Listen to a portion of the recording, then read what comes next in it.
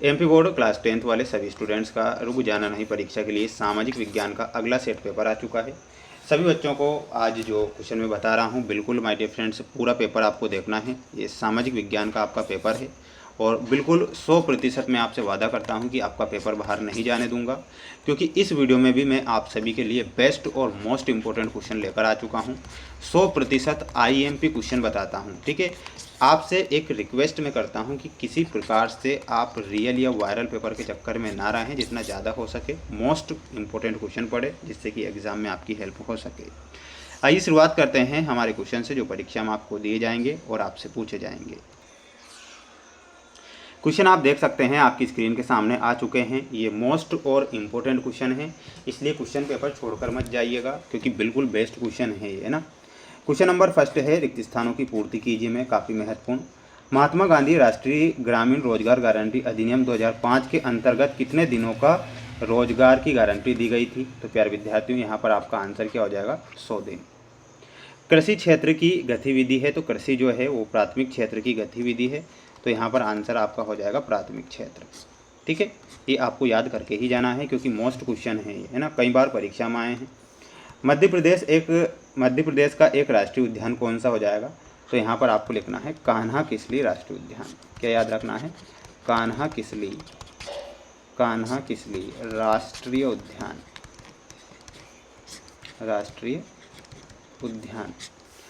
सन में श्रीलंका स्वतंत्र राष्ट्र बनता है, तो यहाँ पर आपको लिखना है 1948 में। सरकार 2 या 2 से अधिक स्तरों वाली होती है, तो यहाँ पर आपको लिखना है संघीय सरकार। तो इसमें आंसर क्या होगा आपका? संघीय सरकार। बढ़ेंगे हमारे अगले क्वेश्चन की ओर। अफ्रीका में 1890 के दशक में एक बीमारी फैली थी, रिंडरपेस्ट।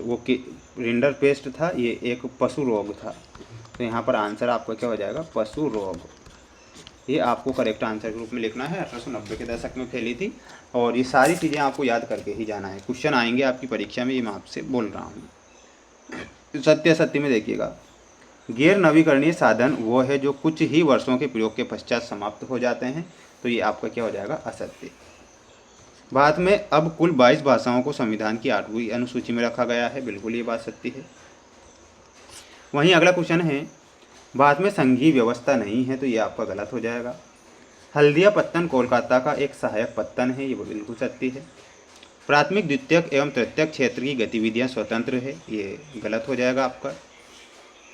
वहीं अगला क्वेश्चन देखिएगा, ये रहा अगला क्वेश्चन कि मुद्रा के आधुनिक रूप में करेंसी कागज के नोट और सिक्के शामिल हैं, तो ये आपको सत्य के रूप में लिखना है, तो आप यहाँ पर ध्यान रखेंगे।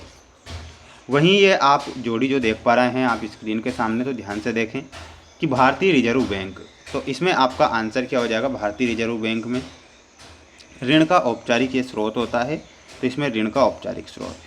स्वामित्व के आधार पर क्षेत्रक होता है, सार्वजनिक क्षेत्र होता है।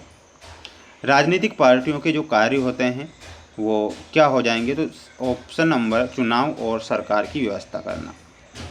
प्रिंट मीडिया में आपका सही आंसर हो जाएगा और वो हो जाएगा सामाजिक मुद्दों को उठाना एवं समाचार।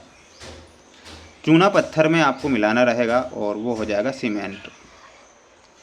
साइमन कमीशन कब आता है? तो 1927-28 में आता है, तो ये आप यहाँ पर जोड़ी को ध्यान से देखेंगे। ये इंग्लिश मीडियम वाले बच्चे भी स्क्रीनशॉट ले लीजिएगा। और एक वाक्य में उत्तर दीजिए वाले ये क्वेश्चन है, बिल्कुल आपको याद करके ही जाना है, जो कि मैं आपको बता रहा हूँ।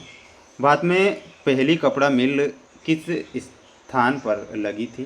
तो प्रथम जो लगी थी वो कहाँ पर लगी थी? मुंबई में लगी थी, ये कई बार बताया है क्वेश्चन, और ये 1854 में लगी थी, ये भी याद रखना है आपको, है ना, 1854। प्रथम विश्व युद्ध कब लड़ा गया था? तो उसकी सन पूछा गया है, तो 1914 से 1918 तक प्रथम विश्व युद्ध लड़ा जाता है, तो 1914 से 1918 आपको यहाँ पर ध्यान रखना है। अगला क्वेश्चन देखिएगा कि द्वितीयक क्षेत्र की गतिविधि का नाम लिखिए, तो इसमें आपको लिखना है विनिर्माण। क्या लिखना है? विनिर्माण आपका यहाँ पर करेक्ट आंसर होगा। अतीत में देशों को जोड़ने वाला मुख्य माध्यम क्या है? तो इसमें आपको लिखना है रेशम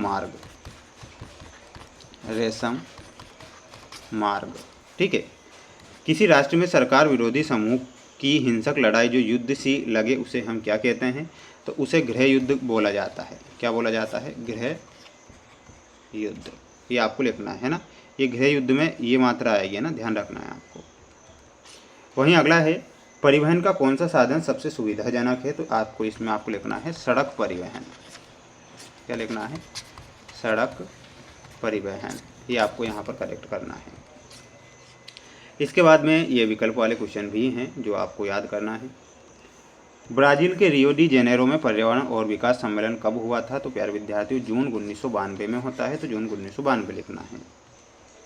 अगला है छोटा नागपुर क्षेत्र की मुंडा और संथाल जनजातियाँ किन पेड़ों की पूजा करती है, तो प्यारे विद्यार्थियों महुआ और कदम के पेड़ों की पूजा करती है, तो इसमें आपको क्या लिखना है? महुआ और कदम।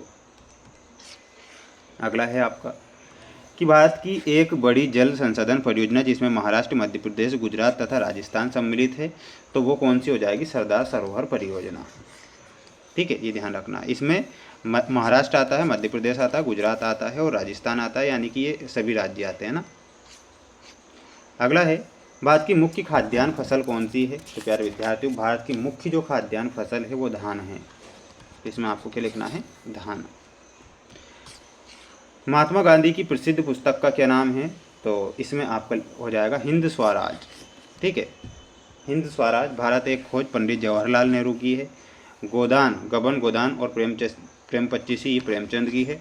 गीतांजलि किसकी है? गीतांजलि आपको कमेंट बॉक्स में बताना है कि गीतांजलि किसकी होगी।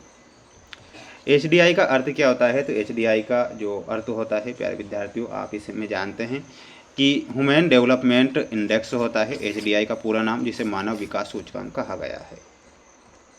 इसके बाद जो ये क्वेश्चन आप देख रहे हैं आप इनका स्क्रीनशॉट ले लें और बिल्कुल आपको इन्हें भी याद करके ही जाना है, क्योंकि बेस्ट और मोस्ट इम्पोर्टेंट क्वेश्चन है। किसी प्रकार से आप रियल या वायरल पेपर के चक्कर में ना रहें। मेरे द्वारा बिल्कुल बेस्ट मोस्ट क्वेश्चन बताए जाते हैं जो परीक्षाओं में बार बार छपते हैं, इसलिए आप पेपर को पूरा देखें। मिलते हैं नेक्स्ट वीडियो में। जय हिंद।